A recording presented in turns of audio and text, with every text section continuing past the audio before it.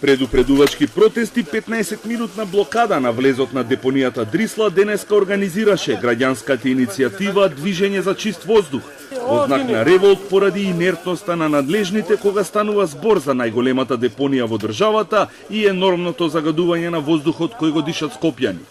Екологистите со конкретни прашања до владата и надлежните за начинот на кој што се складира и согорува отпадот во Дрисла. Што се гори во печките на Дрисла, што се складира, каков отпад и каков третман на тој отпад. Дали се запазуваат законите и стандардите согласно европските регулативи. Дали се увезува отпад од други земји. Од раководството на Дрисла смирува.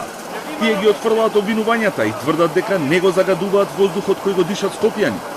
Директорот Горан Ангелов тврди дека количината на отпад која се гори во акцелераторот е далеку под максималната граница и негира дека воопшто се гори отпад кој бил увезен во државата.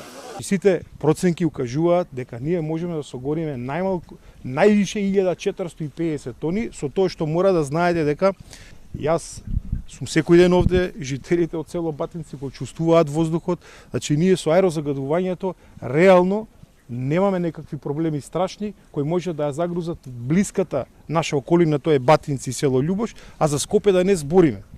Екологистите се убедени дека депонијата не работи законски според прописите и затоа побараа веднаш да ја биде одземена концесијата на италијанската фирма FLC Ambiente. Да дојдеме до еден притисок да се случи веднаш раскинување со договорот со италијанскиот партнер, затоа што е евидентно дека сите овие години немаат вложено ни еден денар, ни едно евро во оваа депонија да ја направат адекватна за употреба и за ваква намена. Најголемиот проблем е што целото ѓубре и најопасното ѓубре во целата држава завршува во оваа депонија. Оваа депонија се уште нема добиено акредитација од Министерство за животна средина.